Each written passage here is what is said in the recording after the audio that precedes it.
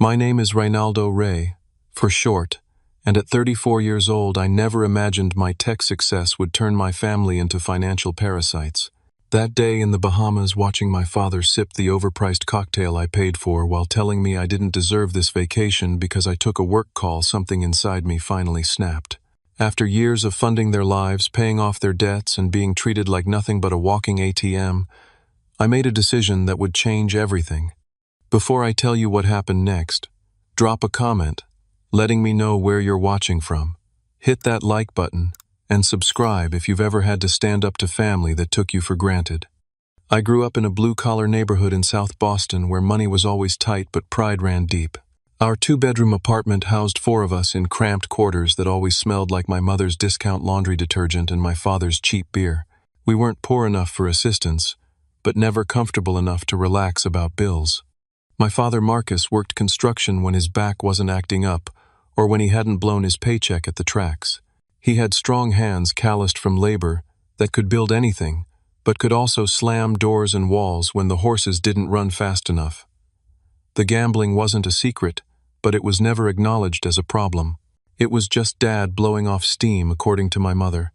My mother Elaine kept our family functioning as the school secretary at the local elementary. She managed our dwindling finances with the precision of someone accustomed to stretching dollars past their breaking point. Emotionally, she was like a closed book with a few pages missing present, but never quite available when it came to affection. The calculator and checkbook were her constant companions at our kitchen table, her face illuminated by worry lines as she performed monthly miracles making numbers work. Then there was my older sister Natalie, the golden child. 3 years my senior and somehow exempt from the financial responsibility that would later become my permanent burden. She got the first new clothes, the dance lessons, the college application fees without question. When she needed money for prom, it materialized despite bill notices piling up on the counter. My younger brother Kyle completed our family dynamic as the baby who never quite had to grow up. 2 years younger than me, he skated through life with a charming smile and a remarkable ability to avoid consequences. When he wrecked his first car at 16, my parents took out a loan to replace it. When he failed classes, they hired tutors they couldn't afford. And then there was me, middle child, eternal responsible one. I started delivering papers at 11, stocking grocery shelves at 14, and working kitchen prep by 16. I saved obsessively, hiding money in a hollowed-out copy of The Great Gatsby, because I had learned early that cash left visible had a way of disappearing into family emergencies. Ray's good with money became family shorthand, for Ray will bail us out. The pattern established itself early, and without my conscious permission. By high school graduation, I'd saved enough for 2 semesters at Boston University to study computer science. I worked 3 part-time jobs while maintaining a 3.8 GPA, morning shifts at a bakery, weekend inventory at an electronics store, and night help desk at the university computer lab. Sleep became a luxury I couldn't afford, but education was my escape route. The pattern of financial extraction began during my sophomore year when my father's truck broke down. Just until next payday, he promised, when borrowing $800 from my tuition savings. Next payday became next month, became forgotten entirely. I covered the shortfall by taking extra shifts and eating ramen for weeks. Then came my mother's root canal, Kyle's first apartment security deposit, and Natalie's maxed-out credit cards. Each emergency presented to me with a mixture of shame and expectation, always with promises of repayment that never materialized. I graduated with honors and significant debt despite my constant work. The loans were mine, but the degree became the family's collective achievement. We all sacrificed for your education, my mother reminded me regularly, conveniently forgetting the nights I'd stumbled home at 2 a.m. from closing shifts while they slept. My first real job came at a Boston tech startup paying $45,000 annually, a fortune in my family's economy. I found a tiny studio apartment but delayed moving when my mother pointed out how much the family needed my contribution to household expenses. 6 more months under their roof meant 6 more months of family taxes, as I privately called the constant requests for financial help. When I finally moved out, the distance was physical but not financial. The calls continued. Kyle needed bail money after a bar fight. Dad needed dental work insurance wouldn't cover. Mom's car died on the highway. Each crisis delivered with increasing expectation rather than appreciation for my help. The opportunity in Silicon Valley came as both professional salvation and familial complication. The salary jump to $90,000 should have meant freedom, but my family experienced it as a windfall for their benefit. The distance meant they couldn't see my small apartment or ramen dinners as I continued saving and sending money home. California must be treating you well became their code for you can afford to help us more. Distance didn't decrease their expectations. It only removed any remaining hesitation in asking. Without seeing my actual circumstances, they imagined me living in luxury while they struggled creating a narrative that justified their growing demands. By my 28th birthday, I had unwittingly become the family bank, a role I accepted with growing resentment but continued loyalty. Every promotion, bonus, or raise became not my achievement, but the family's expanded resource. The dynamic was set, the pattern established. I was the responsible one, the successful one, the one who would always provide. What I didn't realize then was how this pattern would continue to escalate until that breaking point in the Bahamas with my father's casual cruelty over a drink I had purchased, finally forcing me to see what my life had become. My career trajectory took a significant turn when I met Samuel Chang during a tech conference in San Francisco. He was brilliant, driven, and saw potential in my coding abilities that even I hadn't recognized. After 3 intense conversations over conference coffee and 2 follow-up video calls, we decided to combine our complementary skills. Samuel had the venture capital connections. I had developed an innovative algorithm for predictive data analysis that could revolutionize how companies processed customer information. We founded Raymar Solutions, combining our names in a literal garage, fulfilling the Silicon Valley cliché with pride. The first year was brutal, 18-hour days, surviving on instant noodles and determination, pouring every cent of our savings into development. We couldn't afford proper office space, so we worked from Samuel's cousin's garage in Palo Alto, setting up shop between stored holiday decorations and camping equipment. My family viewed this entrepreneurial phase as a concerning career detour. You had a stable job. Why risk everything on something that will probably fail? My father questioned during our weekly calls. My mother was more direct. Does this mean you can't help with Kyle's community college tuition this semester? Every conversation circled back to what my career choices meant for their financial security, never about my dreams or ambitions. 18 months of near poverty and relentless work finally paid off when Cortec Industries, a Fortune 500 company, signed a contract worth $1.2 million for our customer prediction software. That single contract changed everything. Suddenly we had validation, revenue, and visibility in the industry. The next 3 years brought explosive growth. We moved from the garage to real offices in San Francisco's tech district, hired 28 employees, and expanded our client list to include 3 international corporations. By my 32nd birthday, my personal net worth had climbed into the millions, though much remained tied up in company equity. I purchased my first real home, a modest 3-bedroom house in a good San Francisco neighborhood, for $1.4 million. It was more than my parents' home cost many times over, but actually quite reasonable for the area. The day I got the keys, I sent pictures to my family, feeling proud of this tangible symbol of success. Their reactions were telling. My father immediately asked if this meant I could finally help them upgrade to a better home. My mother wondered about the guest room and how long they could stay when visiting. Kyle asked if I could co-sign for his new apartment application, since I obviously had credit to spare. No congratulations, just immediate calculation of how my achievement translated to their benefit.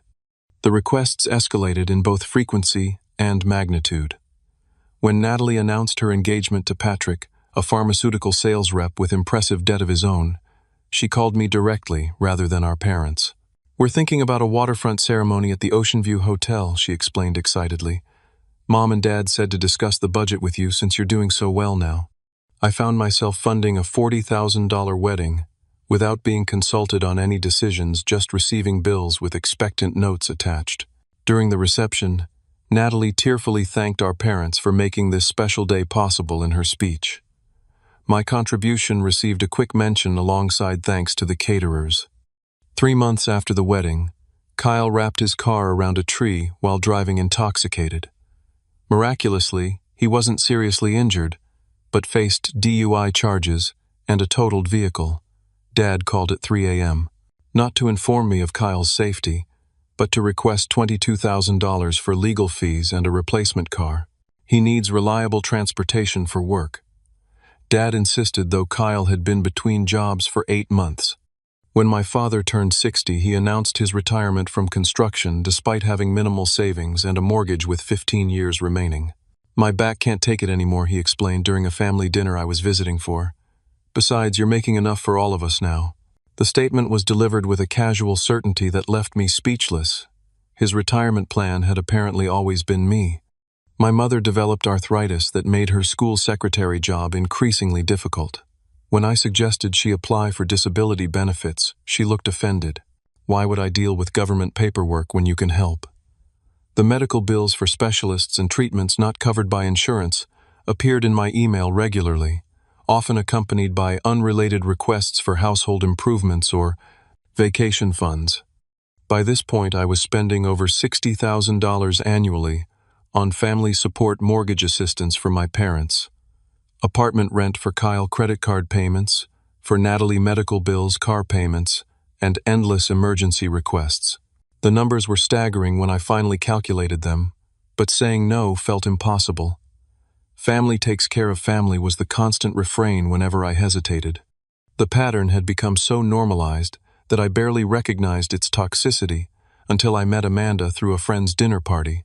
Smart, independent, and refreshingly direct, she noticed things about my family dynamic that I'd been conditioned to accept.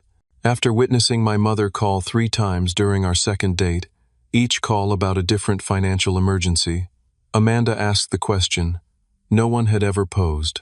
"Does your family always treat you like their personal bank?" Her observation pierced through years of conditioning. "They're just going through a rough patch," I defended weakly, though the patch had lasted my entire adult life. "From what you've told me, they've been going through this patch since you got your first job," Amanda replied gently. "Have you ever considered that helping them might actually be hurting them?" I dismissed her concerns, initially insisting she didn't understand our family history or my responsibility as the successful one. But her questions planted seeds of doubt that grew with each new financial demand from my family. Was I really helping or enabling destructive patterns? Was their love conditional upon my financial support? These questions lurked beneath the surface, waiting for the catalyst that would force me to answer them honestly. That catalyst was already approaching in the form of a tropical vacation that was meant to be a generous gift but would instead become my breaking point. Amanda's gentle questioning about my family's financial dependence evolved from occasional comments into deeper conversations as our relationship progressed. After 6 months of dating, during a quiet dinner at her apartment, she suggested something that initially offended me. "Have you ever considered talking to someone professional about your family's financial dynamics?" she asked, refilling my wine glass. "My friend saw a financial therapist when she was dealing with similar issues with her parents." "Financial therapist," I laughed. "That sounds like something rich people invented to feel better about their wealth." But the idea lingered, and after another midnight call from Kyle needing bail money for a friend, I found myself researching the concept. Dr. Melissa Thornton's office was nothing like I expected. No leather couch or judgmental stares, just a comfortable room with practical advice. "Financial enabling often masquerades as generosity," she explained during our third session. "The difference lies in outcomes. Does your support create independence or reinforce dependence?" The question haunted me as my 34th birthday approached. I'd been reflecting on my achievements: a successful company, financial security, a loving relationship, yet family interactions still left me drained and resentful. On impulse, I decided to make a grand gesture that would either heal our dynamics or force them into the open. "I want to take my entire family to the Bahamas," I told Amanda over dinner. "A luxury vacation where they can see I'm happy to share my success when it's my choice, not when I'm manipulated or guilted." Amanda looked skeptical. "That's very generous, but do you think it will change the underlying patterns?" I wanted to believe it would. I spent weeks planning the perfect trip, 7 days at the Blue Waters Resort in Nassau, a 5-star property with private beach access, multiple pools, and every amenity imaginable. The total came to nearly $25,000 for flights, accommodations, and prepaid activities for my parents, Natalie and Patrick Kyle, and his current girlfriend Jasmine plus Natalie's 2 children. The excitement when I announced the trip during a family video call seemed genuine. Mom cried happy tears, Dad boasted about his son the big shot, and Natalie immediately began researching designer swimwear. Kyle asked if jet skis would be available, already planning adventures before thanking me for the invitation. Our arrival at the resort set the tone for what would follow. After the private shuttle delivered us from the airport, we were greeted with welcome cocktails and cool towels in the marble-floored lobby, overlooking turquoise waters. "These rooms are nice, but do they have any oceanfront suites available?" my father asked the check-in staff before I'd even presented my credit card. "My son here wouldn't want us having second-best accommodations." The staff glanced at me uncertainly. I felt my face flush with embarrassment, but nodded, authorizing the upgrade for my parents' room at an additional $300 per night. Within hours, Natalie had also negotiated an upgrade, insisting her children needed more space to play. Dinner that first night totaled over $900, with my father ordering 50-year-old scotch and my brother selecting the most expensive seafood tower for the table. I said nothing, handing over my credit card with a smile that felt increasingly strained. This was my gift, after all. I wanted them to enjoy themselves. "Make sure to tip generously," my father instructed loudly as I signed the receipt. "We want them to know we're not just regular tourists." The "we" struck me as peculiar since I was covering all expenses, but I added a 20% tip without comment. By the second morning, a pattern had emerged. My family would gather for breakfast, which they charged to their rooms rather than joining the complimentary buffet I'd arranged, plan their activities without consulting me, then disperse to enjoy the resort's amenities, all while continuing to run up charges on my master account. "Ray, can you watch the kids for a few hours?" Natalie asked on day 2. "Patrick and I want to do the couple's massage, and the resort childcare is ridiculously expensive." I agreed despite having planned to catch up on some work emails, and spent the afternoon chasing her 4-year-old and 6-year-old around the pool deck while trying to monitor my phone for important messages. Kyle and Jasmine returned from the resort boutique with shopping bags filled with designer items. "They just added to the room, right?" Kyle confirmed casually. "I got you a keychain as thanks." The keychain, I would later discover when reviewing charges, cost $12. The shopping spree totaled over $2,000. My parents spent most days by the main pool, my father establishing a routine of starting with mimosas at breakfast and progressing to increasingly expensive cocktails throughout the day. My mother alternated between napping under an umbrella and complaining that the resort was too crowded with tourists. "For what you're paying, I expected more exclusivity," she remarked, apparently unaware that she was among those same tourists she disdained. "And the pillows in our room are too soft. Can you ask them to bring firmer ones?" By the third day, I was exhausted from managing everyone's expectations and expenses. A message from Samuel alerted me to a potential problem with our newest client implementation, something requiring immediate attention if we wanted to prevent system failures for a major customer. "I need about 3 hours to resolve this work issue," I announced to my family as they lounged by the pool after lunch. "Our biggest client is experiencing technical difficulties." "Seriously? We're on vacation."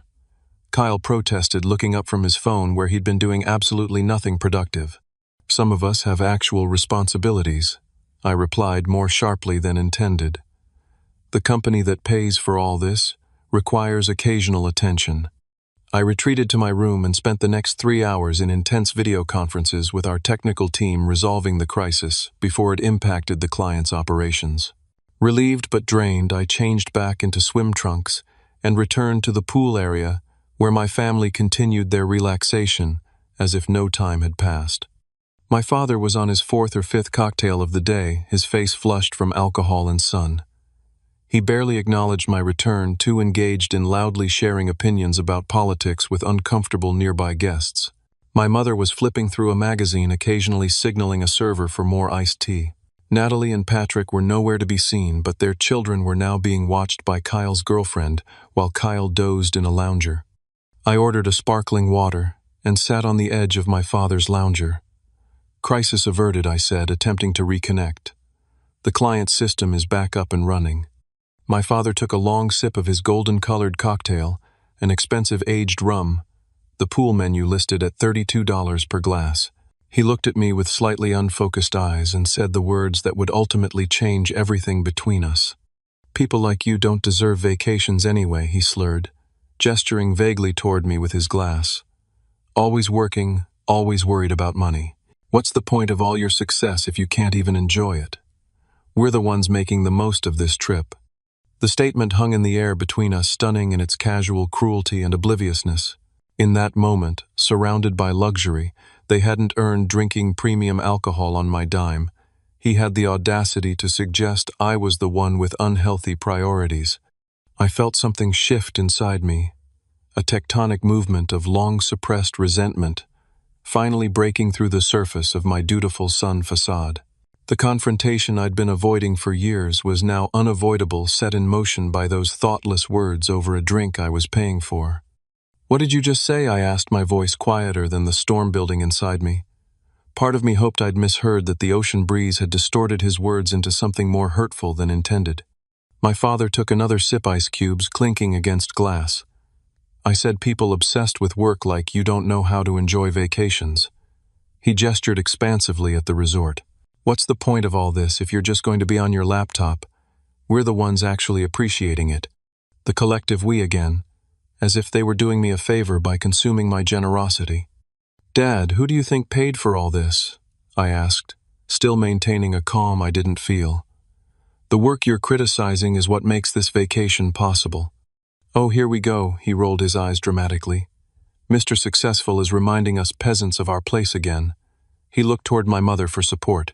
She nodded sympathetically at him, not me. "Ray, your father just means you should relax more. You've always been so intense about work." Intense about work. The phrase triggered memories of nights studying while they watched television, mornings delivering papers while they slept, years of sacrifice they'd reframed as a character flaw. "Intense about work is why we're sitting at a 5-star resort, instead of you worrying about next month's mortgage," I replied, feeling the dam of restraint beginning to crack. My mother's expression hardened. "That's uncalled for. We supported you throughout your education." "Supported me?" The question emerged as a disbelieving laugh. "Mom, I worked 3 jobs through college while sending money home. What support are you referring to exactly?" Kyle stirred from his lounger, sensing drama. "Bro, chill out. They gave you a roof over your head. Why are you being so ungrateful?" Ungrateful. The accusation hit like a slap. I stood up, needing physical distance before responding. "Kyle, in the past 5 years I've paid your rent 14 times, bailed you out of jail twice, replaced 2 vehicles, and covered legal fees that exceed what most people make in a year. Tell me again about my ingratitude." "That's different," Kyle dismissed with a wave. "That's just family helping family. You're the one with all the money." "Family helping family," I repeated. Interesting how that help only flows in one direction. My father struggled to sit upright, sloshing his drink. "Now you're keeping score. That's what's wrong with you, Ray. Always calculating, always counting dollars instead of blessings." "I'm not keeping score," I said. "But I am noticing patterns. Like how none of you have said thank you once for this entire vacation. Not when I booked it, not when we arrived, not for the room upgrades or excursions or anything. We shouldn't have to thank you for doing what family does," my father declared with drunken certainty. "That's your obligation as the successful one." There it was, the entitlement laid bare.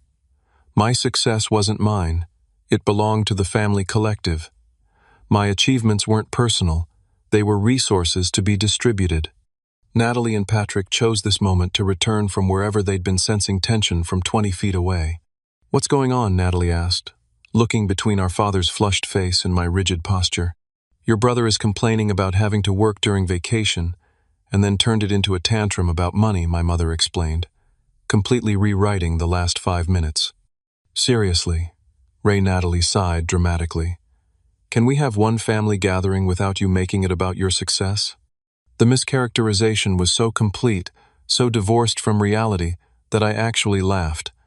"That's an impressive revision of events, Mom. Dad just told me I don't deserve this vacation that I paid $25,000 for, but somehow I'm the one making it about money." $25,000, Patrick whistled, speaking for the first time. Damn, that's almost as much as we're planning to spend on our kitchen renovation.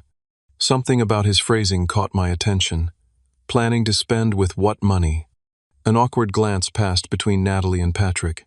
Well, Natalie hesitated. We were going to talk to you about it later this week when you were relaxed. We found this amazing contractor, but with the kids' private school tuition this year. The pieces clicked into place. This vacation wasn't just a family gathering, it was an opportunity for a new round of financial requests. They'd been buttering me up, or at least enjoying my generosity before making their asks. So that's what this trip is to you. A chance to soften me up before asking for more money. I looked around at their faces, searching for any sign of shame or self-awareness. Don't be dramatic, my mother scolded. Natalie just needs a little help, like we all do sometimes. A little help, I echoed. Let's talk about a little help then. I turned to the server hovering nearby, uncomfortable with our increasing volume. Could I get an itemized list of all charges to my rooms since check-in? While waiting, I pulled out my phone and opened my banking app, scrolling through recent transactions. Did you know I addressed my family collectively, that in the past decade I've provided over $300,000 in little help to this family? Silence greeted this figure, broken only by the server returning with printed sheets detailing our vacation charges thus far. I scanned the pages, feeling my blood pressure rise with each line item. Kyle, why are there 4 separate clothing store charges on your room, and what's this island excursion for $600? Kyle had the decency to look uncomfortable. Jasmine wanted to go shopping, and I thought it would be cool to surprise everyone with a private boat tour tomorrow. Without asking me first, just charging thousands to my account. You're making a scene, my mother hissed, looking around at nearby guests. I continued reviewing the charges. Dad, there are 38 cocktails on your room bill in 3 days. 38. At an average of $25 each. My father shrugged unapologetically. It's an all-expenses-paid vacation, isn't it? Why are you nickel and diming us now? Because you just told me I don't deserve to be here. I finally raised my voice. You're drinking nearly $1,000 in alcohol that I'm paying for while criticizing me for working to afford it. Patrick shifted uncomfortably. Look, Ray, we all appreciate your generosity. Do you? I interrupted. Because from where I'm standing, it looks like entitlement, not appreciation. It looks like I'm expected to fund everyone's lifestyle while receiving criticism rather than gratitude. We're your family, my mother said, as if those 3 words explained and justified everything. Yes, you are, I agreed. Which makes this pattern even more painful. Families should support each other emotionally, not just extract financial resources.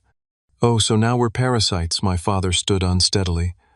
After everything we've done for you, the question hung there so disconnected from reality that it crystallized everything wrong with our dynamic. In their narrative, they were still the providers, the supporters, the ones making sacrifices despite years of evidence to the contrary. What exactly have you done for me recently, Dad? I asked quietly. Name one thing in the past 5 years where you've supported me rather than the reverse. His mouth opened, closed, opened again. Nothing emerged. That's what I thought, I said, gathering the charge sheets in my phone. This vacation was a mistake.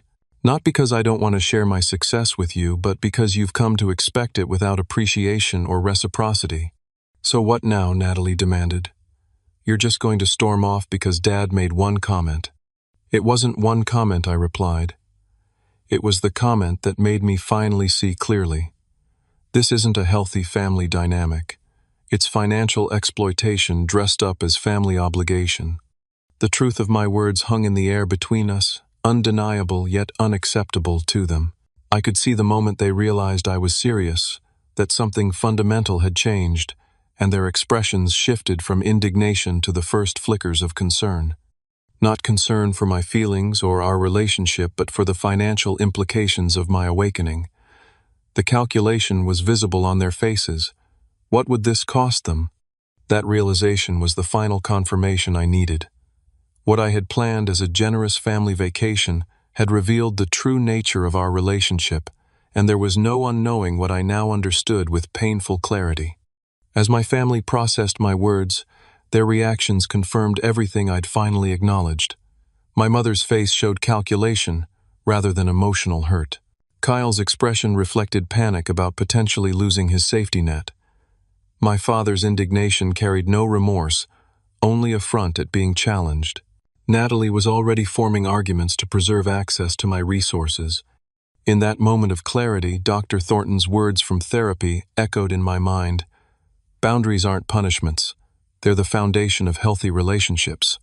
I took a deep breath and made a decision that had been years in the making, though I hadn't known it until now. I'm setting some boundaries effective immediately, I announced, my voice steady despite my racing heart. This vacation is paid through completion, including your rooms and the meal plan. However, I'm removing additional charging privileges from all your rooms. My father's face darkened. You can't be serious. I've never been more serious, I replied, then turned toward their beach bags piled on nearby loungers. Dad, I need your wallet. The hell you do, he sputtered.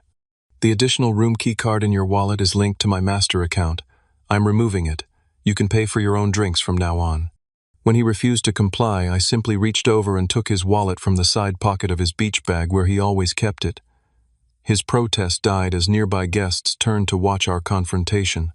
I removed my credit card, the authorized card I'd given him for emergencies, only 3 years ago, that had since been used for everything from golf clubs to casino visits.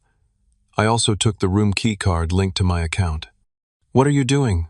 My mother demanded as I repeated the process, with her bag retrieving another of my credit cards I'd nearly forgotten about. Creating necessary change, I answered, moving methodically to collect all room key cards. You can still access your rooms with your main keys. You just can't charge to my account anymore. Kyle stood up, suddenly alert. Bro, let's talk about this rationally. We're past talking, I interrupted. I've been financing your lifestyle for years while you've shown zero progress toward independence. That ends today. I pulled out my phone and called the resort's front desk, walking several steps away for privacy. This is Reynaldo Martinez in the Ocean Suite. I need to remove charging privileges from all connected rooms immediately and restrict charges to my room only. After confirming details and ignoring my family's protests, I completed the financial segregation. When I returned, the collective shock had transformed into varied tactics to regain control. My mother's eyes filled with tears, a strategy that had worked reliably throughout my childhood. How could you embarrass us like this, after everything we've sacrificed for you? What sacrifices specifically, Mom? I asked calmly. Name them. Her tears halted momentarily as she struggled to formulate a response. We always believed in you. Believing in someone costs nothing, I noted. I needed actual support. My father opted for intimidation, moving closer with the rigid posture that once terrified me as a child.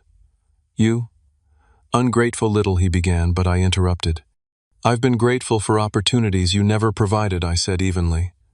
I'm no longer grateful for exploitation. There's a difference. Natalie attempted reason. Ray, you're overreacting to one thoughtless comment. Dad didn't mean anything by it. We all appreciate everything you do for us. If you appreciated it, you wouldn't expect it, I countered. Appreciation includes respect for boundaries and recognition of generosity. I've seen neither from any of you. Kyle, most desperate due to his complete financial dependence, switched to panic. What am I supposed to do? I can't afford this place on my own. I don't even have enough cash for meals for the rest of the week. The meal plan I prepaid covers breakfast and dinner, I explained. You'll manage lunch. Consider it your first step toward financial independence. As they processed the immediate consequences of my decision, I walked back to my room, hands shaking but resolve strengthening with each step. Once inside, I called Amanda. I did it, I said when she answered. I finally set boundaries. Are you okay? She asked, concern evident in her voice. I'm somewhere between terrified and liberated, I admitted. But I know it was necessary. I'm proud of you, she said simply. What happens now? I'm changing hotels, I decided in that moment. They can stay here, it's paid for, but I need separation to maintain these boundaries. While packing my belongings, the expected barrage began. Text messages, calls, and eventually knocking at my door.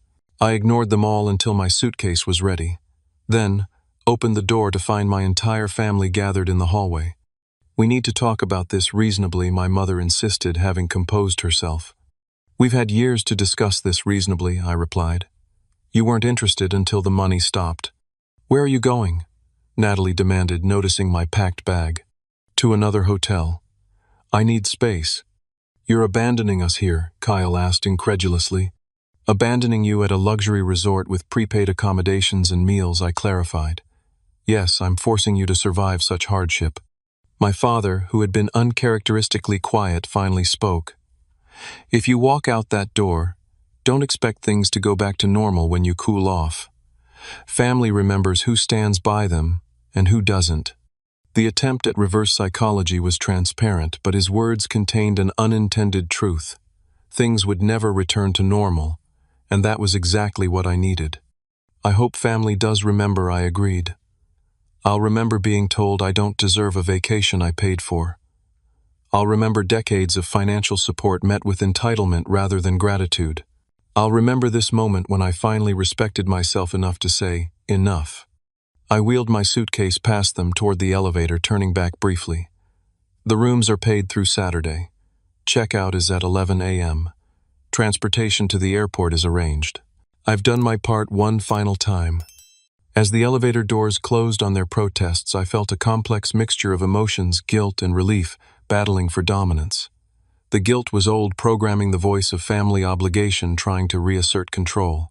The relief was newer, fragile, but growing stronger with each minute of enforced boundary. I checked into the Palmetto Bay Resort, 3 miles down the coast. Less luxurious, but peaceful.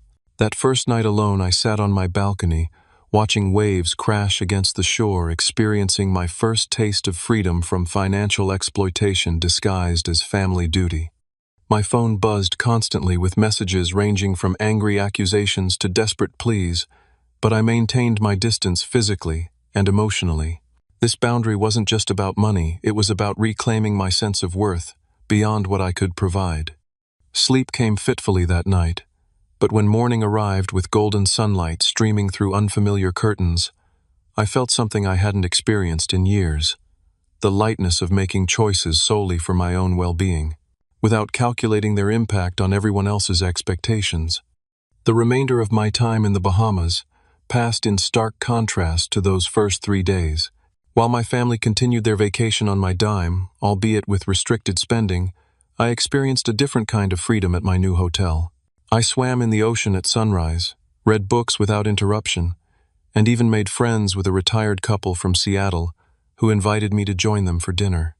My phone became a battlefield of emotional manipulation. The messages poured in, cycling through predictable patterns. First came anger. How dare you abandon your family like this, Dad? Then guilt. I cried myself to sleep last night thinking about how we failed you. Mom, followed by minimization. You're overreacting to one little comment made after a few drinks. Natalie. And finally, naked self-interest. Dude, I literally can't get home without your help. The airline wants $300 to change my ticket. Kyle. I responded only to Kyle's practical concern, arranging for his return flight to remain as scheduled, but otherwise maintained my silence. Each unanswered message strengthened my resolve rather than weakening it. On the 4th day, my hotel room phone rang. They had tracked down my location. I didn't answer, but the front desk called to inform me my brother was in the lobby, asking for my room number. I declined the connection, but agreed to meet him in the public restaurant area. Kyle looked disheveled when I found him at a corner table, his usual confident facade cracked by genuine worry. The others don't know I'm here, he admitted immediately, but I need to understand what's happening. Are you really cutting us off completely? I'm establishing boundaries, I corrected. There's a difference. What kind of boundaries? His question revealed his primary concern, the financial implications. Going forward, I'll help with true emergencies after careful consideration. No more automatic bailouts, no more living beyond your means on my credit, no more treating me like a resource rather than a person. He fidgeted with a napkin. So you'll still help sometimes. That's what you took from this conversation. Not that you need to become financially independent, or that our relationship needs to be based on more than money. His silence was answer enough. Kyle, you're 32 years old with no savings, no career direction, and no apparent concern about either. I've enabled that by constantly rescuing you from consequences. That stops now not to punish you, but because continuing would hurt both of us. What am I supposed to do? He asked, genuine fear in his voice. What everyone else does, get a stable job, live within your means, build your own life. I softened slightly at his obvious distress. I believe you're capable of more than you've shown. You've never had to prove it because I've made it too easy not to. He left shortly after, promising to think about things, though I was uncertain whether any real reflection would occur. When I returned home to San Francisco after the vacation, the real work began. My family's tactics escalated as they realized my boundaries weren't temporary.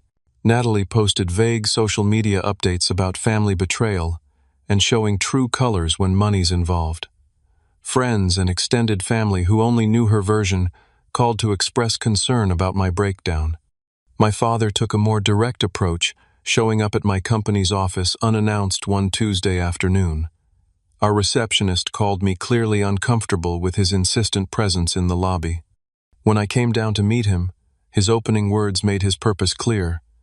We need to discuss your retirement contributions. Not my well-being, not our relationship, my retirement contributions to him. There's nothing to discuss, I replied calmly. I'm no longer financing your retirement. After everything I've done for you. His voice rose, drawing attention from employees passing through the lobby. This is how you repay raising you. Doing the basic legal minimum required of a parent isn't a loan that children must repay, I said quietly. I've already repaid any actual investment you made in me many times over. So that's it. You're abandoning your family obligations. I'm redefining them in healthier ways I corrected. I'll always care about you, Dad, but I won't bankroll lifestyles none of you have earned. He left in a fury of slammed doors and muttered curses, but the confrontation strengthened my resolve rather than weakening it. My mother opted for medical manipulation. 2 weeks after I returned, she called sobbing about chest pains and potential heart problems. I expressed genuine concern and offered to help find specialists, but not to pay their fees outright. When I suggested applying for available healthcare assistance programs, her symptoms mysteriously improved. Natalie expanded her campaign, telling family friends I had mental problems and was turning against the family. She spread rumors that my success had changed me conveniently, omitting how she had benefited from that success for years. I consulted with Jacob Friedman, a financial advisor specializing in family wealth dynamics, bringing documentation of all loans and gifts to my family over the years. The total shocked even me, nearly $320,000 over 7 years, not including the recent vacation. This isn't sustainable financial planning, Jacob noted gently. Even with your income level, this pattern would eventually compromise your own security.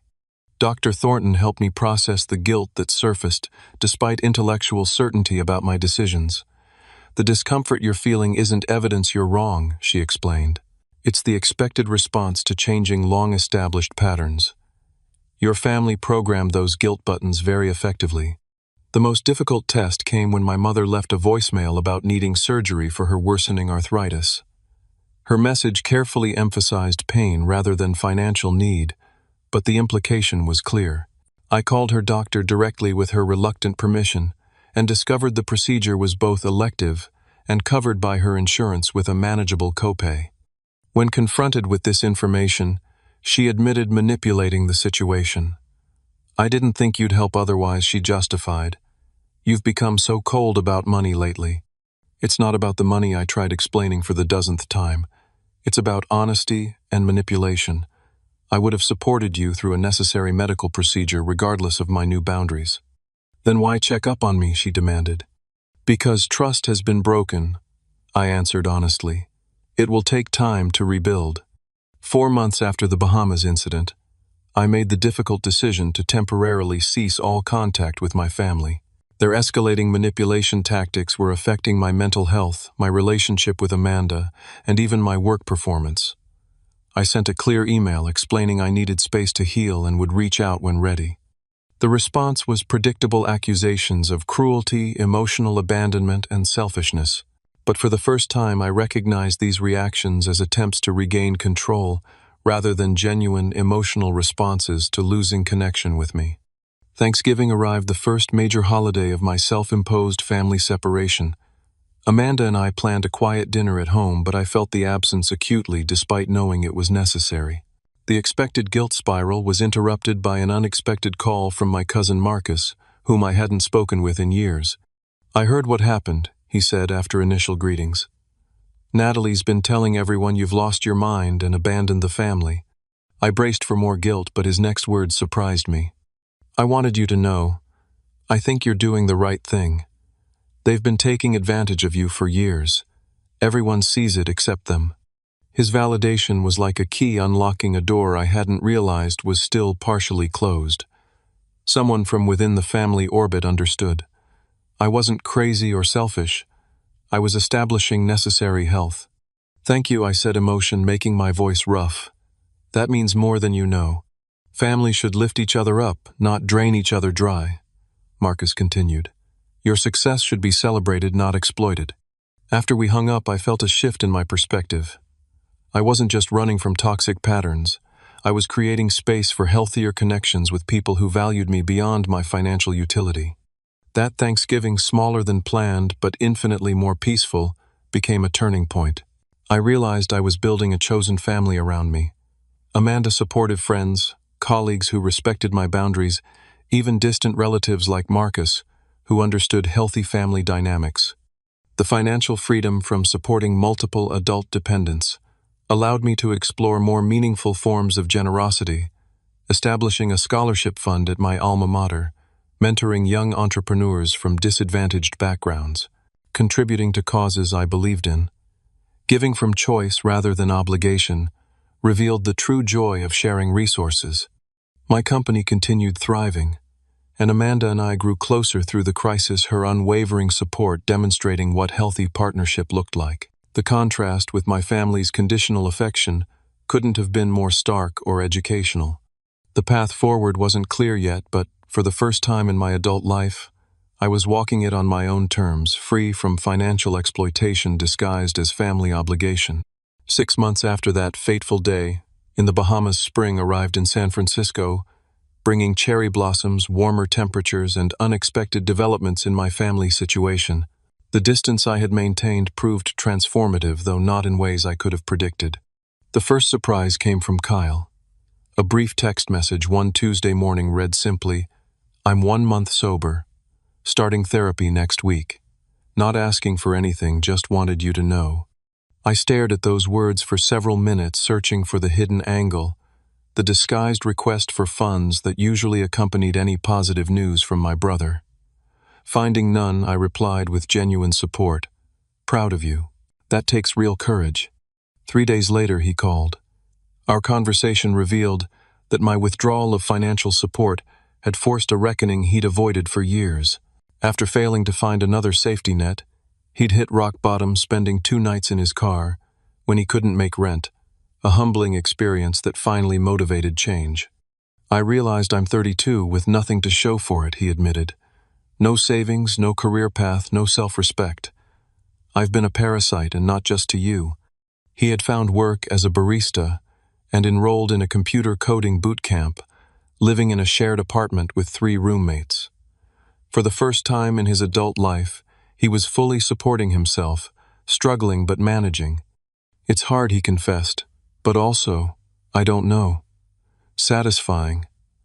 I bought groceries with money I earned last week, and it felt different than when you gave me cash. Better somehow." "That's self-respect," I told him. "It's worth more than any amount I could have given you." 2 weeks later, we met for coffee, my first in-person contact with any family member since the vacation. The changes in Kyle were subtle but significant: clearer eyes, more direct conversation, an absence of the nervous energy that had always accompanied his financial manipulations. "I owe you an apology," he said, after we'd settled at a corner table. "Not just for the money, though, that's a big part of it. I'm sorry for never seeing you as a person, just as a resource."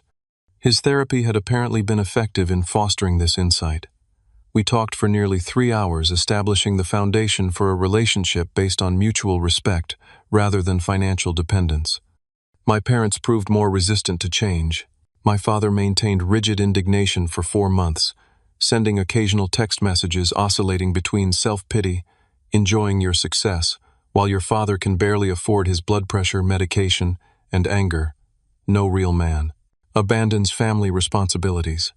My mother took a different approach, sending care packages with my favorite childhood cookies and notes reminiscing about simpler times, never acknowledging the pattern that had led to our estrangement. The emotional manipulation was familiar, but less effective from a distance. The breakthrough came unexpectedly through their church. Pastor Williams, who had known our family for decades, reached out to me directly after hearing increasingly concerning comments from my parents during counseling sessions. They came seeking validation that you were in the wrong, he explained during our phone call. Instead, I suggested they might consider their own role in the situation. Your father didn't take it well initially. After several counseling sessions, however, a shift began. Pastor Williams had challenged their entitlement directly. If Reynaldo worked for any other employer for 20 years, would he be expected to support them in retirement? Why do you believe your adult son owes you his earnings? The question apparently triggered genuine reflection, particularly for my mother. Her next letter included a tentative acknowledgement I never considered that you might feel used rather than needed. That was never our intention, though I'm beginning to see how our actions appeared that way. It wasn't a complete awakening, but it was a start, the first crack in a lifetime of entrenched expectations. My father's journey proved longer and more difficult. His identity had been so thoroughly wrapped in patriarchal provider myths that my financial success had threatened his sense of manhood, leading to resentment disguised as parental authority. His attempts to control my resources were attempts to control the narrative of our family to maintain his position at the head despite contributing the least. 5 months after our separation, he left a voicemail that revealed the first signs of change. I've been thinking about what you said, about appreciation versus expectation. I'm not good at this stuff, but I'm trying to understand. Natalie remained the most resistant to our new dynamic. Her social media campaign against me continued sporadically, though, with diminishing support as others recognized the pattern. When her kitchen renovation plans stalled without my funding, she blamed me publicly for abandoning family obligations. The turning point in our fractured relationship came through her children, my niece and nephew, whom I genuinely missed. For their sakes, I cautiously agreed to attend my nephew's 8th birthday party, establishing clear boundaries with Natalie beforehand. I'll come bearing appropriate gifts, I emailed, but I won't discuss financial matters or the past. This is about celebrating Jeremy, nothing else. The party was awkward but civil, with Natalie maintaining cool politeness. The breakthrough came afterward when I overheard her husband Patrick confronting her. Ray was generous with the kids and respectful to everyone. Your portrayal of him as some heartless monster doesn't match what I just saw. This outside perspective seemed to penetrate where my words couldn't tend. 2 weeks later, she sent a brief but significant text. I've been unfair. Can we talk sometime? Our subsequent conversation revealed how thoroughly she had embraced the family narrative of entitlement. I honestly believed you owed us because you had more, she admitted. I never questioned why that would be true. Progress with my family came gradually, with occasional backsliding into old patterns. I maintained firm boundaries while leaving room for evolving relationships based on healthier dynamics. With Dr. Thornton's guidance, I developed written agreements for any future financial assistance. Clear terms, repayment expectations, and consequences for manipulation. The formality wasn't punitive, but clarifying, removing the ambiguity that had allowed exploitation to flourish. For my niece and nephew, I established education funds they could access at 18 with clear guidelines preventing parental redirection of the funds. This allowed me to express generosity constructively while teaching financial responsibility. My relationship with Amanda deepened through this period of family reconstruction. Her unwavering support during my most difficult decisions contrasted sharply with my family's conditional affection. When she proposed during a weekend hike to our favorite viewpoint, our conversation naturally included explicit financial boundaries for our future marriage. I want a partnership, not a dependency, she emphasized. We build together, protect each other, but maintain individual strength. As summer approached, I organized a carefully structured family dinner, the first since our vacation confrontation. The location was neutral, the expectations clear. No financial discussions, no dredging up past grievances, just an attempt at connection without transaction. My father arrived first, visibly uncomfortable but making an effort. When the check came at the end of our meal, he reached for it, a small gesture but symbolically significant. The amount was minimal compared to what I had provided over years, but the meaning was immeasurable. For the first time in our adult relationship, he was giving rather than taking. "I can't change the past," he said awkwardly, as we walked to the parking lot afterward. "But I'm trying to understand the present better. Some wounds healed faster than others. Some trust would never fully restore. Some family members adapted to our new dynamic more successfully than others. I accepted that relationships exist on a spectrum of health and closeness, and not all would return to idealized closeness. What emerged from the ruins of financial codependency was something more authentic: connections based on genuine care rather than utility, interactions chosen rather than obligated, boundaries respected rather than exploited. The most profound change occurred within me. I no longer measured my worth by my financial utility to others. My generosity became a choice rather than an extraction, allowing me to experience the true joy of giving without resentment. On the anniversary of our Bahamas confrontation, I found myself on another beach, this time with Amanda, watching waves crash against Northern California shores. The parallels were striking: sun, sand, ocean, but the emotional landscape couldn't have been more different. "Do you regret it?" Amanda asked, knowing the significance of the date, setting those boundaries even though it was painful. I considered the question seriously. I regret that it was necessary. I regret the years of enabling that made it inevitable. But the boundaries themselves, they saved me. Possibly saved all of us from continuing a destructive pattern. The journey from financial exploitation to genuine connection remains ongoing, with progress measured in small moments rather than dramatic declarations. Family healing follows no timeline but its own, moving at the pace of the slowest member's willingness to change. What I know with certainty is that worth transcends wealth, that generosity without boundaries becomes servitude, and that family at its healthiest uplifts rather than extracts. Sometimes the most loving action is establishing limits that allow everyone to grow into their best selves. Have you ever had to establish difficult boundaries with loved ones who took your generosity for granted? Share your experience in the comments below. If my story resonated with you, please hit that like button and subscribe for more real-life lessons about family finances and finding self-worth beyond what you provide to others. Remember, sometimes the hardest choices lead to the healthiest outcomes. Thank you for listening to my journey from exploitation to empowerment. I hope it helps someone else find the courage to value themselves enough to say enough.